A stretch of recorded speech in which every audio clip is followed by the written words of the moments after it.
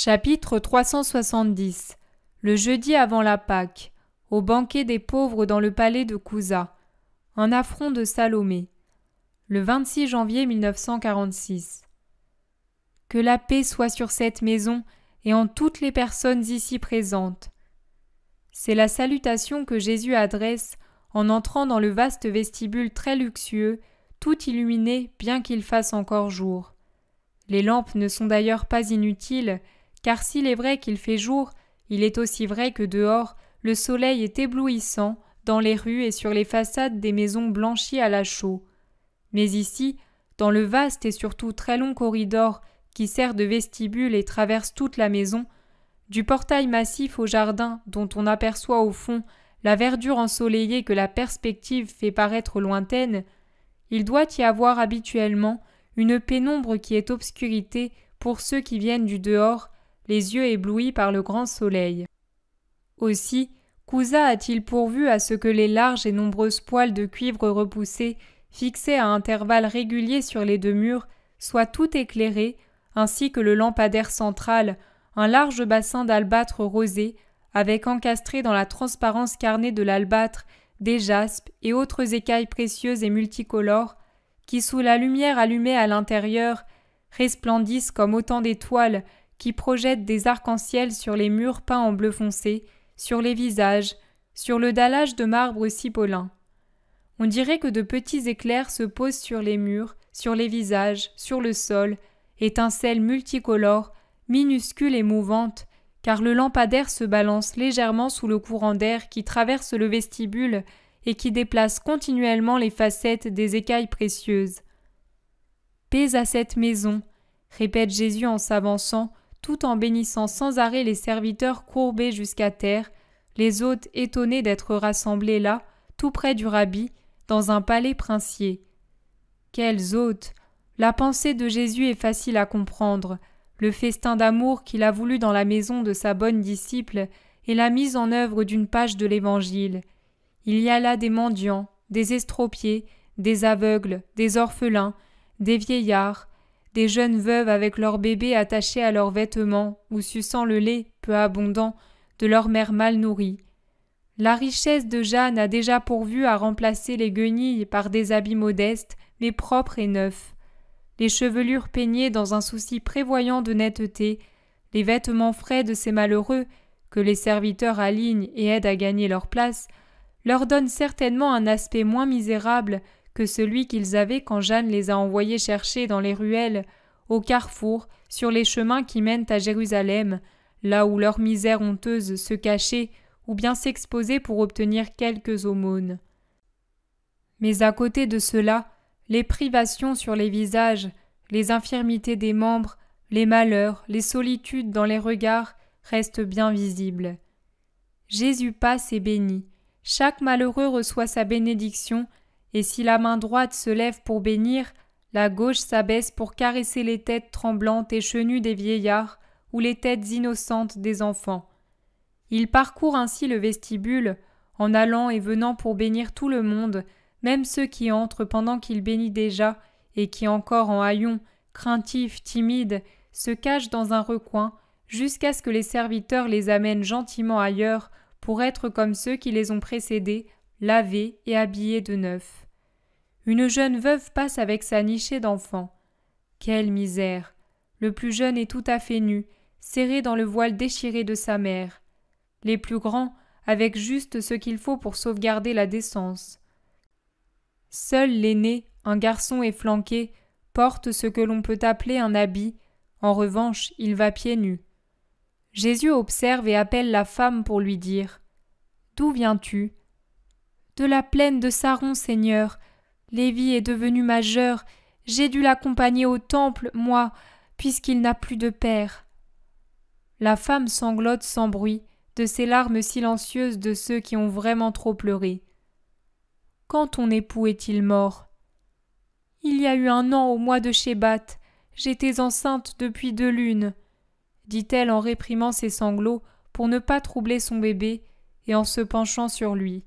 « Le bébé a donc 8 mois ?»« Oui, Seigneur. »« Que faisait ton mari ?» La femme murmure si doucement que Jésus ne comprend pas. Il se penche pour entendre en disant « Répète sans crainte. » Il était forgeron dans une maréchalerie, mais il a été très malade car il avait des blessures qui s'étaient envenimées. Et elle achève tout bas. C'était un soldat de Rome. Mais toi, tu es du peuple d'Israël ?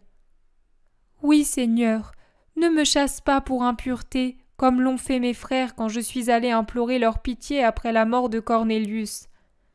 N'aie pas peur. Que fais-tu maintenant comme travail ? Je suis servante quand on veut de moi, glaneuse, laveuse de draps, broyeuse de chanvre, tout, pour leur donner à manger. Lévi va maintenant être paysan si on veut de lui, car c'est un bâtard de race. Fais confiance au Seigneur. Si je n'avais pas cru en lui, je me serais tuée avec eux, Seigneur. Va, femme, nous nous reverrons, dit Jésus, et il la congédie. Jeanne, pendant ce temps, est accourue, et elle est restée à genoux en attendant que le maître la voie.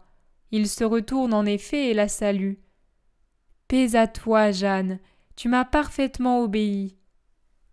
T'obéir fait ma joie, mais je n'ai pas été la seule à te procurer cette cour, comme tu le voulais. Cousa m'a aidée de toutes les façons possibles, ainsi que Marthe et Marie, et Élise avec elle. Les uns ont envoyé leurs serviteurs chercher ce qu'il fallait et aider les miens à rassembler les hôtes, d'autres ont aidé les serviteurs et les servantes des bains à laver les bien-aimés, comme tu les appelles. Maintenant, avec ta permission, je vais donner à tout le monde un peu de nourriture pour qu'il n'ait pas trop faim en attendant le repas. Fais-le, oui. Où sont les femmes disciples ? Sur la terrasse supérieure où je fais disposer les tables. Est-ce une bonne idée ? Oui, Jeanne. Là-haut, on sera tranquille, aussi bien eux que nous. Oui, c'est ce que j'ai pensé. D'ailleurs, dans aucune autre salle je n'aurais pu faire les préparatifs pour tant de monde, et je ne voulais pas faire de séparation pour ne pas occasionner jalousie et rancœur.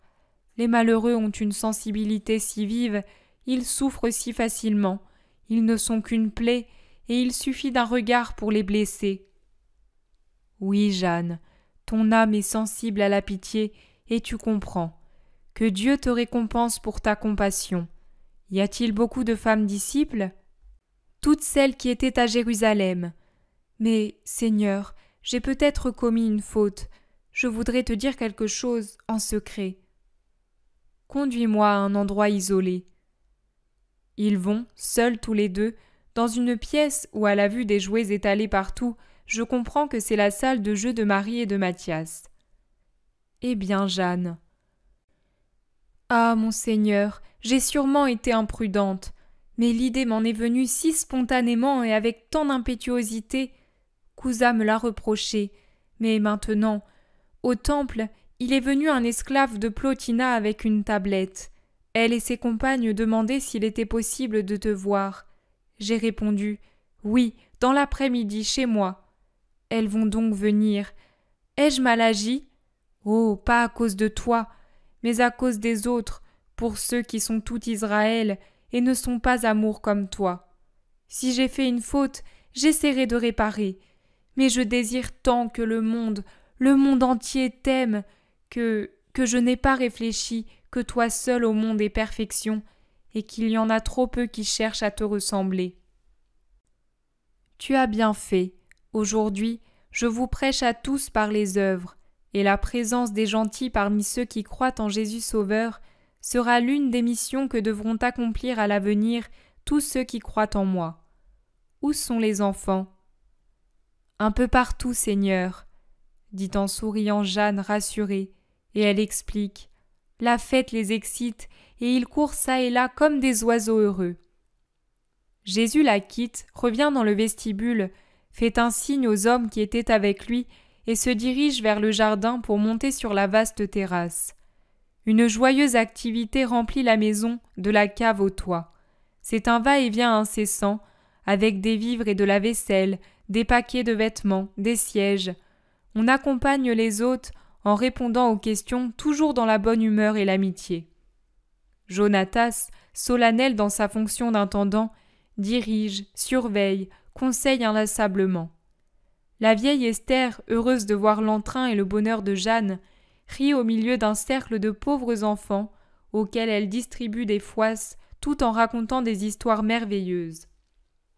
Jésus s'arrête un moment pour écouter la conclusion magnifique de l'une d'elles, où l'on dit que, à la bonne aube de mai, qui jamais ne se révoltait contre le Seigneur malgré les souffrances survenues dans sa maison, Dieu accorda beaucoup de faveurs qui permirent à Aube de mai d'apporter secours et bienfaits même à ses frères. Les anges remplissaient la petite huche, finissaient le travail sur le métier pour servir la bonne fillette en disant « C'est notre sœur parce qu'elle aime le Seigneur et son prochain. Il faut que nous l'aidions. » Que Dieu te bénisse, Esther. Je m'arrêterai presque moi aussi pour écouter tes paraboles. Veux-tu de moi ? Dit Jésus en souriant.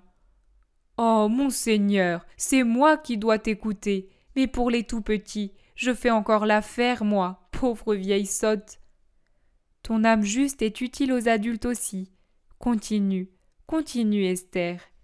Et il lui sourit en s'éloignant. Dans le vaste jardin, les hôtes sont maintenant dispersés et mangent un casse-croûte, en regardant autour d'eux et en se regardant les uns les autres, stupéfaits. Ils parlent et échangent des commentaires sur ce bonheur inespéré. Mais en voyant Jésus passer, ils se lèvent s'ils peuvent le faire et se courbent pour adorer. Mangez, mangez en toute liberté et bénissez le Seigneur, dit Jésus en passant pour aller vers les pièces des jardiniers d'où part l'escalier extérieur qui mène à la vaste terrasse. « Oh, mon Rabouni !» s'écrie Marie-Madeleine, qui sort en courant d'une salle, les bras chargés de langes et de chemisettes pour les bébés. Sa voix veloutée d'orgue d'or remplit le chemin, ombragé par des festons de roses. « Marie, que Dieu soit avec toi. Où vas-tu avec tant de hâte ? » « Ah, j'ai 10 enfants à vêtir, je les ai lavés et maintenant je les habille. Après cela, je te les amènerai, frais comme des fleurs. Je m'enfuis, maître, car, tu les entends, on dirait 10 agneaux qui bêlent. » Là-dessus, elle part en courant et en riant, splendide et sereine dans son vêtement simple et seigneurial de lin blanc, serré à la taille par une fine ceinture d'argent, les cheveux serrés par simples nœuds sur la nuque et retenus par un ruban blanc noué sur le front. Comme elle est différente de celle qui était sur le mont des Béatitudes, s'exclame Simon le Zélote. Au premier palier de l'escalier, il rencontre la fille de Jaïr et Analia, qui descendent si vite qu'elles semblent voler. « Maître, Seigneur !» s'écrie-t-elle. « Que Dieu soit avec vous. Où allez-vous ?»« Cherchez des nappes, c'est la servante de Jeanne qui nous envoie. Tu vas parler, maître ?»« Bien sûr. »« Oh, alors cours, Myriam, faisons vite !» dit Analia. « Vous avez tout le temps de faire votre travail. J'attends d'autres personnes. Mais depuis quand, ma fille, t'appelles-tu Myriam ?» dit-il en regardant la fille de Jaïr. « Depuis aujourd'hui, depuis maintenant, c'est ta mère qui m'a donné ce nom, parce que, n'est-ce pas, Analia, c'est aujourd'hui un grand jour pour 4 vierges. » « Oh oui, allons-nous le dire au Seigneur ou en laissons-nous le soin à Marie ?»« À Marie, à Marie. Va, va, Seigneur, ta mère t'en parlera. » Et elles partent en courant, dans la première fleur de la jeunesse, avec de belles formes humaines, mais un regard radieux angélique.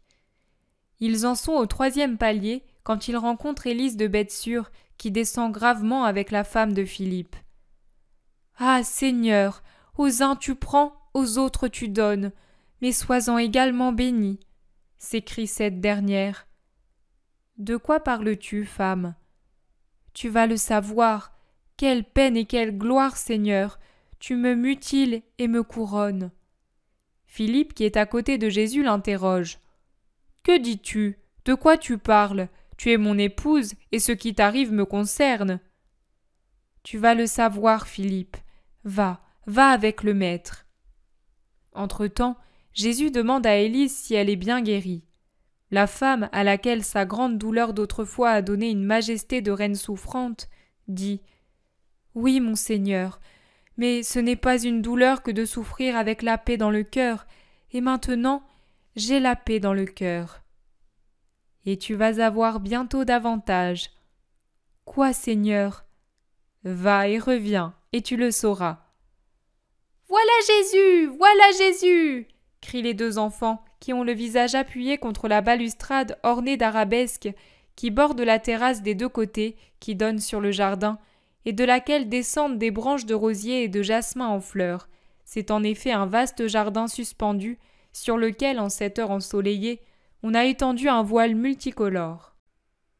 Toutes les personnes occupées aux préparatifs sur la terrasse se retournent aux cris de Marie et de Mathias, et laissant ce qu'elles faisaient, elles vont à la rencontre de Jésus, aux genoux de qui sont déjà accrochés les deux enfants. Jésus salue les nombreuses femmes qui se pressent. Aux disciples proprement dites, ou aux femmes, filles ou sœurs des apôtres et des disciples, se mêlent d'autres moins connues, moins intimes, telles que l'épouse de Simon, le cousin de Jésus, les mères d'Ésanié de Nazareth, la mère d'Abel de Bethléem de Galilée, Anne femme de Jude, la maison près du lac Méron, Marie femme de Simon, la mère de Judas de Kériote, Noémie d'Éphèse, Sarah et Marcel de Béthanie. Sarah est la femme que Jésus a guérie sur le mont des Béatitudes et qu'il a envoyée chez Lazare avec le vieil Ismaël. Elle me semble être maintenant servante de Marie, sœur de Lazare. Puis la mère de Jaïa, la mère de Philippe d'Arbel, Dorca, la jeune mère de Césarée de Philippe et sa belle-mère, la mère d'Analia, Marie de Bozra, la lépreuse miraculée venue avec son mari à Jérusalem, et d'autres encore que je connais de vue, mais dont je ne puis me rappeler exactement les noms. Jésus pénètre sur la vaste terrasse rectangulaire qui donne d'un côté sur le Ciste. Il va se placer près de la pièce sur laquelle débouche l'escalier intérieur et qui ressemble à un cube de faible hauteur situé à l'angle nord de la terrasse. Jérusalem se montre tout entière et avec elle ses alentours immédiats. C'est une vue extraordinaire. Toutes les disciples, toutes les femmes même, quittent le travail des tables pour se serrer autour de lui. Les serviteurs continuent leur travail. Marie se tient auprès de son fils. Dans la lumière dorée qui filtre à travers le grand voile étendu sur une bonne partie de la terrasse et qui prend une délicate couleur émeraude, là où pour arriver à la vue, elle doit filtrer à travers un massif de jasmin et de rosier disposés pour faire une tonnelle, Marie paraît encore plus jeune et plus agile. On dirait une sœur des plus jeunes disciples, à peine plus âgée, et belle, belle comme la plus splendide des roses épanouies dans le jardin suspendu, dans les vasques disposés tout autour qui contiennent des rosiers, des jasmins, des muguets, des lys et autres plantes merveilleuses. Mère, mon épouse a parlé d'une étrange façon. Qu'est-ce qui est arrivé pour qu'elle puisse se dire à la fois mutilée et couronnée ? Demande Philippe qui brûle de le savoir. Marie sourit doucement en le dévisageant, et elle, qui est si rétive à la confidence, lui prend la main en disant « Serais-tu capable, toi, de donner à mon Jésus ce qui t'est le plus cher ? Vraiment, tu le devrais, parce que lui te donne le ciel et le chemin pour y aller. » Mais certainement, mère, je le saurais, surtout si je savais que ce que je lui donnerais pouvait le rendre heureux. Il l'a, Philippe. Ta seconde fille se consacre elle aussi au Seigneur. Elle l'a dit tout à l'heure, à sa mère et à moi, en présence de nombreuses disciples. « Toi ? Toi ?» demande Philippe, ébahi en désignant une gentille enfant qui se serre contre Marie comme pour qu'elle la protège. L'apôtre a du mal à avaler ce second coup qui le prive pour toujours de l'espoir d'une descendance. Il essuie la sueur soudaine que la nouvelle lui a causée. Il tourne les yeux vers ceux qui l'entourent. Il lutte, il souffre. La jeune fille gémit. « Père, ton pardon et ta bénédiction !» Et elle glisse à ses pieds. Philippe caresse machinalement ses cheveux châtains et s'éclaircit la gorge qui se serre. Enfin il parle. « On pardonne aux enfants qui pêchent. Toi, tu ne pêches pas en te consacrant au Maître. Et ton pauvre père ne peut que te dire, sois bénie. Ah, ma fille, comme la volonté de Dieu est à la fois douce et terrible. » Puis il se penche, la relève, l'étreint, lui dépose un baiser sur le front, sur les cheveux, en pleurant.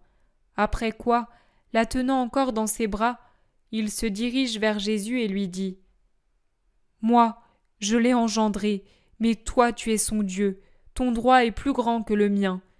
Merci, merci Seigneur de la joie que... Il ne peut poursuivre. Il tombe à genoux aux pieds de Jésus et se baisse pour embrasser ses pieds en gémissant. Jamais plus de petits enfants. C'était mon rêve, le sourire de ma vieillesse. Pardonne-moi ces larmes, mon Seigneur. Je suis un pauvre homme. Relève-toi, mon ami, et sois heureux de donner les prémices aux parterres angéliques. Viens, viens ici, entre ma mère et moi. Apprenons d'elle comment la chose est arrivée, parce que, je te l'assure, je n'y suis pour rien. Marie explique. Moi aussi, je sais peu de choses. Nous parlions entre femmes, et comme cela arrive souvent, on m'interrogeait sur mon vœu de virginité. On me demandait encore comment seraient les futures vierges, quelle fonction, quelle gloire je prévoyais pour elles. Je répondais comme je sais, et pour l'avenir, je prévoyais une vie de prière, de consolation pour les souffrances que le monde causera à mon Jésus.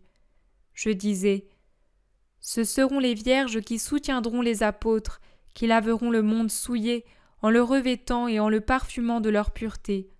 Elles seront les anges qui chanteront les louanges pour couvrir les blasphèmes. Jésus en sera heureux, et il accordera des grâces au monde, et il fera miséricorde grâce à ses agnelles disséminés parmi les loups. Et je disais d'autres choses encore. Ce fut alors que la fille de Jaïr me demanda « Donne-moi un nom, mère, pour mon avenir de vierge, car je ne puis permettre qu'un homme jouisse de ce corps qui a été ranimé par Jésus. C'est à lui seul qu'appartient mon corps, jusqu'à ce que parvienne ma chair au tombeau et mon âme au ciel. » Et Analia dit « Moi aussi j'ai pensé le faire, et aujourd'hui je suis plus légère que l'hirondelle, car j'ai rompu tout lien. » C'est alors que ta fille Philippe est intervenue.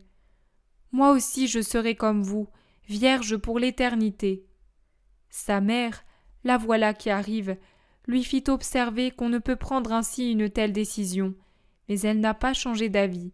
À ceux qui lui demandaient s'il y avait longtemps qu'elle y pensait, elle répondait non, et à ceux qui voulaient savoir comment cela lui était venu, elle assurait « Je l'ignore, c'est comme une flèche de lumière qui m'a traversé le cœur, et j'ai compris de quel amour j'aime Jésus. » L'épouse de Philippe demande à son mari « Tu as entendu ?»« Oui, ma femme, ma chère gémie.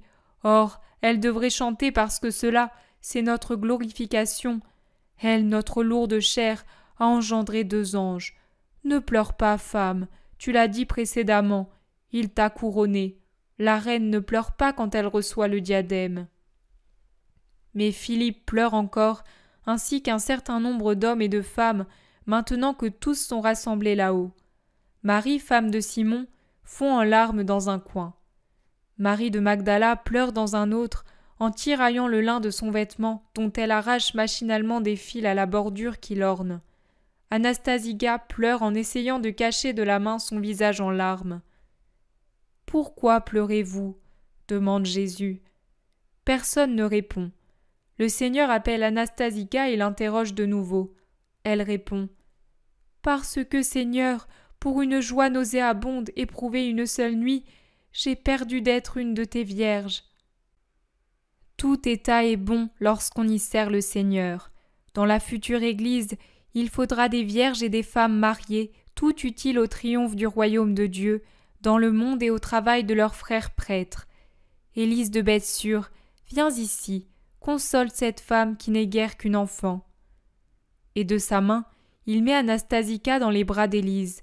Il les observe pendant qu'Élise la caresse et que l'autre s'abandonne dans ses bras maternels, puis il demande « Élise, connais-tu son histoire ?»« Oui, Seigneur, et elle me fait beaucoup de peine, cette pauvre colombe sans nid. »« Élise, aimes-tu cette sœur ?»« L'aimer ? Beaucoup, mais pas comme une sœur. Elle pourrait être ma fille, et maintenant que je la tiens dans mes bras, il me semble redevenir la mère heureuse d'autrefois. À qui vas-tu confier cette douce gazelle ? » ?»« À toi, Élise. »« À moi ?» La femme desserre le cercle de ses bras pour regarder le Seigneur incrédule. À toi, tu ne veux pas d'elle? Ô Seigneur, Seigneur, Seigneur! Élise à genoux rampe vers Jésus et elle ne sait que dire, de quelle manière, ni que faire pour exprimer sa joie. Lève-toi, sois pour elle saintement une mère et qu'elle soit pour toi saintement une fille. Progressez toutes deux sur le chemin du Seigneur. Marie, sœur de Lazare, pourquoi pleures-tu, toi qui étais si gaie il y a un instant? Où sont les 10 fleurs que tu voulais m'apporter? Il dort, rassasié dans la propreté, maître. Et moi, je pleure parce que jamais plus je n'aurai la pureté des vierges, et mon âme toujours pleurera, jamais satisfaite, parce que j'ai péché. Mon pardon et tes larmes te rendent plus pure qu'elle. Viens ici, ne pleure plus, laisse les larmes à ceux qui doivent avoir honte de quelque chose. Allons, va prendre tes fleurs. Allez-y vous aussi, épouses et vierges, allez dire aux hôtes de Dieu de monter. Il faut les congédier avant la fermeture des portes, car beaucoup d'entre eux sont disséminés à travers la campagne.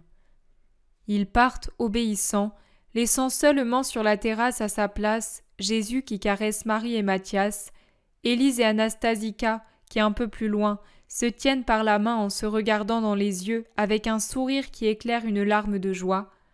Marie, femme de Simon, sur laquelle se penche avec pitié Marie la très sainte, et Jeanne, qui se tient sur le seuil de la porte, incertaine, et regarde un peu dedans, un peu dehors vers Jésus. Les apôtres et les disciples sont descendus en même temps que les femmes pour aider les serviteurs à transporter les estropiés, les aveugles, les boiteux, les bossus, les vieillards, par le long escalier. Jésus relève la tête, qu'il tenait penchée sur les 2 enfants, et voit Marie inclinée sur la mère de Judas. Il se lève et s'avance vers elle. Il pose sa main sur la tête grisonnante de Marie, femme de Simon. « Pourquoi pleures-tu, femme ?»« Ah, Seigneur, Seigneur, j'ai enfanté un démon. Aucune mère en Israël ne souffrira autant que moi. » Marie, une autre mère, et pour le même motif que toi, m'a dit ces mêmes paroles. Pauvre mère. Ah, mon Seigneur, il y en a donc un autre qui, comme mon Judas, est perfide et criminel à ton égard? Ce n'est pas possible. Lui qui te possède s'est livré à des pratiques immondes. Lui qui respire ton haleine est luxurieux et voleur, et peut-être deviendra-t-il homicide. Lui, sa pensée est mensonge, sa vie est une fièvre. Fais-le mourir, Seigneur, par pitié, fais-le mourir. Marie, ton cœur te le montre pire qu'il n'est. La peur te rend folle, mais calme-toi et raisonne. Quelle preuve as-tu de son inconduite? À ton égard, rien, mais c'est une avalanche qui descend. Je l'ai surpris, et il n'a pas pu cacher les preuves qui... Le voilà. Par pitié, tais-toi, il me regarde, il soupçonne. C'est ma douleur. Aucune mère n'est plus malheureuse que moi en Israël. Marie murmure. Moi, car à ma douleur, je joins celle de toutes les mères malheureuses, et ma douleur me vient de la haine, non d'un seul, mais de tout un monde. Appelé par Jeanne, Jésus va la trouver. Pendant ce temps, Judas s'avance vers sa mère que Marie réconforte encore, et il l'apostrophe. « Tu as pu dire tous tes délires, me calomnier? Tu es contente maintenant ?»« Judas, est-ce ainsi que tu parles à ta mère ?» demande sévèrement Marie. C'est la première fois que je la vois ainsi. « Oui, parce que je suis lasse de sa persécution. »« Oh, mon fils, ce n'est pas une persécution, c'est de l'amour. Tu prétends que je suis malade, mais c'est toi qui l'es. Tu dis que je te calomnie et que j'écoute tes ennemis. Mais c'est toi qui te fais tort. Tu suis et fréquentes des personnes néfastes qui t'entraîneront. C'est que tu es un faible, mon fils, et ils s'en sont aperçus. Crois en ta mère, écoute Ananias qui est âgé et sage. Judas, Judas, aie pitié de toi, de moi. Judas, où vas-tu, Judas? Judas, qui traverse la terrasse presque en courant, se retourne et hurle. « Là où je suis utile et vénéré !» et il dévale l'escalier, tandis que sa malheureuse mère, se penchant sur le parapet, lui crie « N'y va pas, n'y va pas, ils veulent ta ruine! Mon fils, mon fils, mon fils !» Judas est arrivé en bas, et les arbres le cachent à la vue de sa mère. Il réapparaît un instant dans un espace vide, avant d'entrer dans le vestibule. « Il est parti! L'orgueil le dévore !» gémit sa mère. « Prions pour lui, Marie, prions toutes deux ensemble, » dit la Vierge en tenant par la main la triste mère du futur déicide. Pendant ce temps, les hôtes commencent à monter, et Jésus parle avec Jeanne.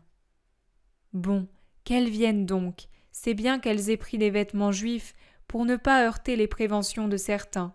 Je les attends ici, va les appeler. » Adossé à l'huisserie, il observe l'afflux des convives que les apôtres et les disciples, hommes et femmes, guident affectueusement selon un ordre préétabli.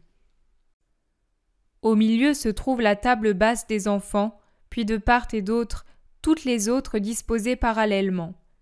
Mais tandis que les aveugles, les boiteux, les bossus, les estropiés, les vieillards, les veuves, les mendiants prennent place avec leurs douloureuses histoires imprimées sur le visage, voilà qu'on apporte, gracieux comme des paniers de fleurs, des corbeilles transformées en berceaux, et jusqu'à de petits coffres dans lesquels, étendus sur des coussins, dorment de jeunes bébés repus, pris à leur mère mendiante, et Marie de Magdala, rassérénée, court vers Jésus en disant « Les fleurs sont arrivées, viens les bénir, mon Seigneur. » Mais en même temps, Jeanne arrive par l'escalier intérieur en disant « Maître, voici les disciples païennes. » Ce sont 7 femmes, vêtues d'habits modestes et foncés, semblables à ceux des Juifs.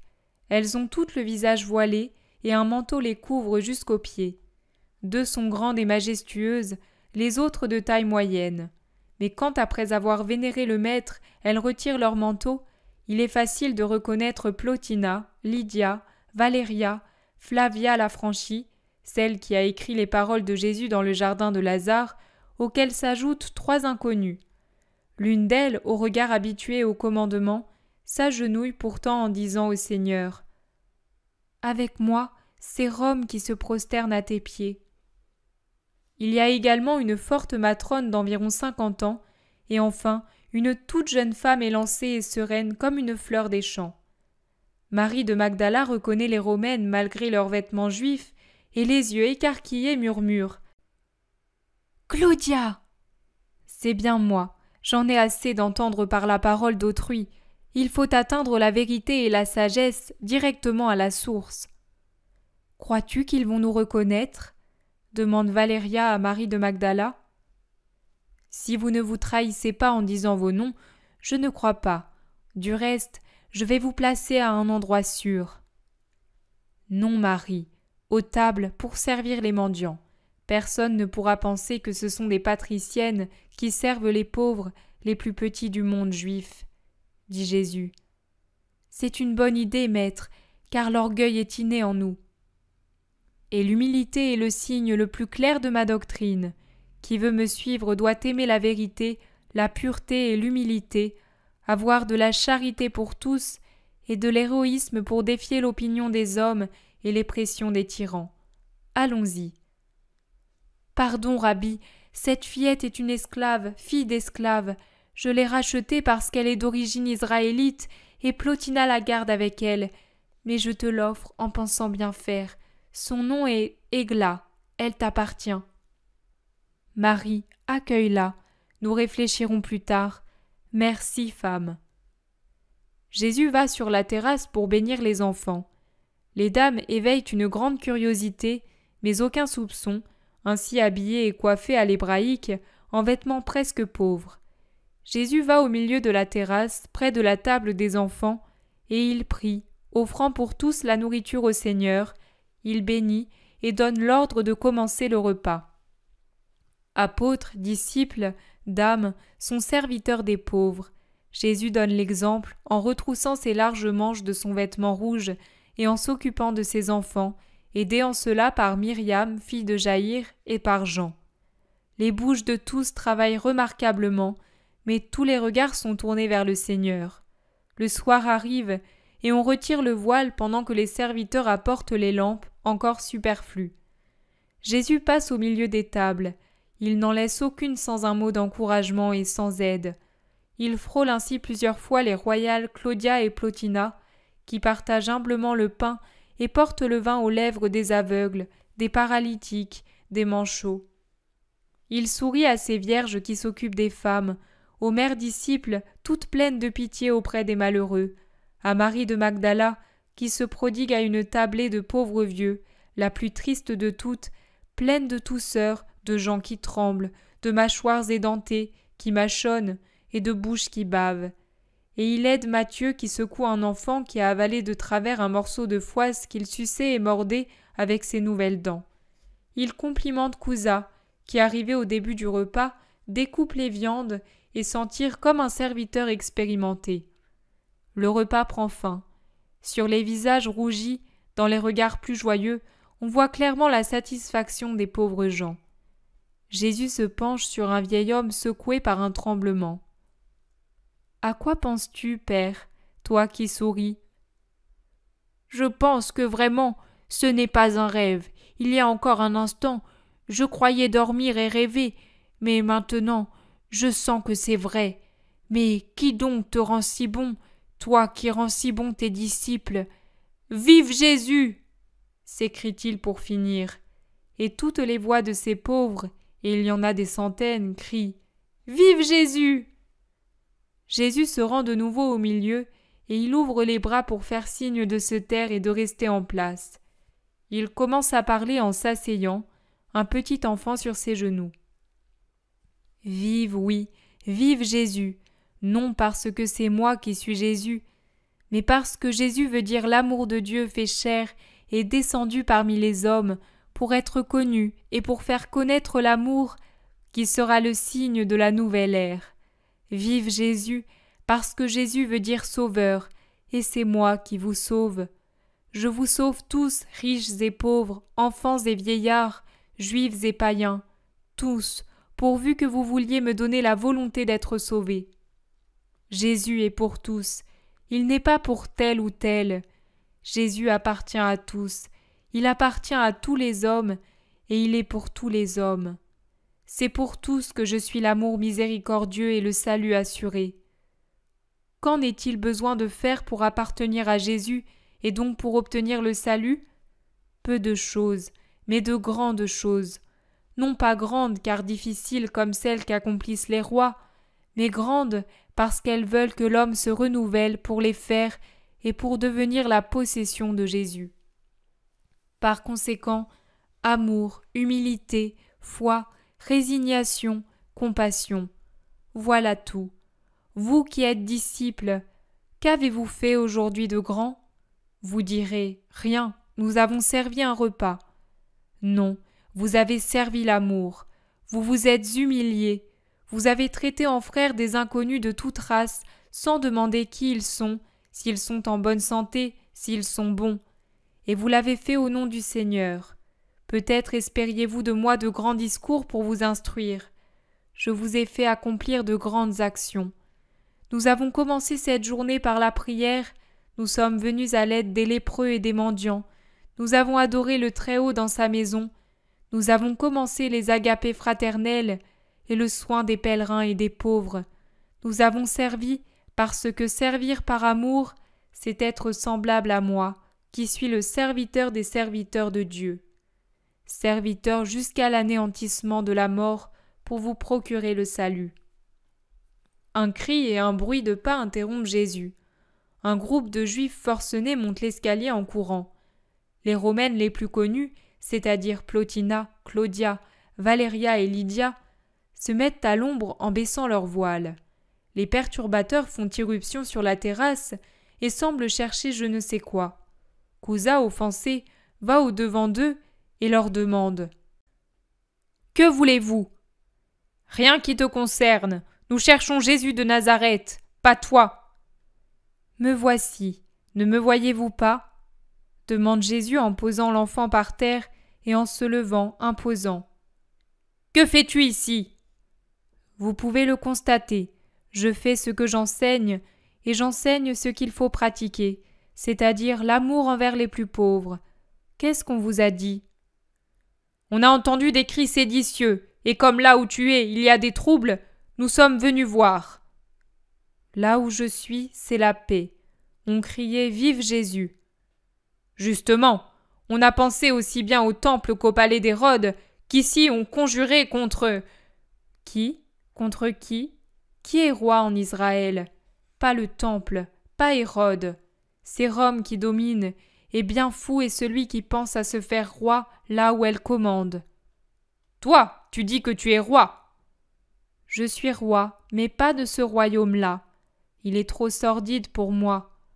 L'Empire lui aussi est trop sordide. Je suis le roi du royaume saint des cieux, du royaume de l'amour et de l'esprit. Allez en paix, ou restez si vous voulez, et apprenez comment on arrive à mon royaume. Mes sujets, les voilà, les pauvres, les malheureux, les opprimés, et puis les bons, les humbles, les charitables. Restez, joignez-vous à eux. Pourtant, tu es toujours à banqueter dans des maisons luxueuses, au milieu de belles femmes, et... Cela suffit, on ne fait pas d'insinuations contre le rabbi, et on ne l'offense pas dans ma maison. Sortez, tonne Kouza. Mais par l'escalier intérieur bondit sur la terrasse une jolie silhouette de jeune fille voilée. Légère comme un papillon, elle s'élance vers Jésus, et là, elle jette son voile et son manteau pour tomber à ses pieds et essayer de les lui baiser. « Oh, Salomé !» s'écrie Kouza avec des autres. Jésus s'est retiré si vivement pour fuir son contact que son siège se renverse, et il en profite pour en faire une séparation entre lui et Salomé. Ses yeux font peur tant ils sont phosphorescents, terribles. Salomé agite et effrontée, toute cajolerie, dit « Oui, c'est moi. L'acclamation est parvenue au palais. Hérode envoie une ambassade pour dire qu'il veut te voir. Mais je l'ai précédé. Viens avec moi, Seigneur. Je t'aime tant et je te désire tant que je suis moi aussi chair d'Israël. Rentre chez toi. La cour t'attend pour te faire honneur. Ma cour, la voilà. Je ne connais pas d'autre cour ni d'autres honneurs. » Et de la main, il montre les pauvres assis aux tables. « Je t'apporte des cadeaux pour elles. Voici mes bijoux. » « Je n'en veux pas. »« Pourquoi les refuses-tu ?»« Parce qu'ils sont impurs et donnés dans une intention impure. Va-t'en !» Interdite, Salomé se relève. Elle regarde à la dérobée le terrible, le très pur qui la foudroie de son bras tendu et de son regard de feu. Elle porte furtivement les yeux sur l'assistance et elle voit moquerie ou nausée sur les visages. Les pharisiens sont pétrifiés et ils observent cette scène d'une grande intensité. Les Romains osent avancer pour mieux voir. Salomé tente un dernier essai. « Tu approches même les lépreux, » dit-elle humble et suppliante. « Ce sont des malades. Toi, tu es une impudique. Va-t'en !» La dernière injonction est si tonitruante que Salomé ramasse voile et manteau et, penchée, rampante, se dirige vers l'escalier. « Attention, Seigneur, elle est puissante, elle pourrait te nuire, » murmure Kouza à voix basse. Mais Jésus répond d'une voix très forte afin que tous puissent entendre, à commencer par celle qu'il chasse. « Peu importe, je préfère être tué que de faire alliance avec le vice. Sueurs de femmes lascives et d'or, de courtisanes, sont des poisons d'enfer. S'allier par lâcheté aux puissants est une faute. Je suis vérité, pureté et rédemption, et je ne change pas. Va, raccompagne-la. Je punirai les serviteurs qui l'ont laissé passer. Tu ne puniras personne. Une seule mérite d'être châtiée, elle-même, et elle l'est. Et qu'elle sache, et vous aussi, que ses pensées me sont connues et que j'en éprouve du dégoût. Que le serpent retourne à son trou, l'agneau revient à ses jardins. Il s'assied, il transpire, il se tait, puis il reprend. Jeanne, donne à chacun une obole pour que leur vie soit moins triste pendant quelques jours. Que dois-je faire d'autre, enfant de la douleur, Que voulez-vous que je puisse vous donner? Je lis dans les cœurs, aux malades qui savent croire, paix et santé.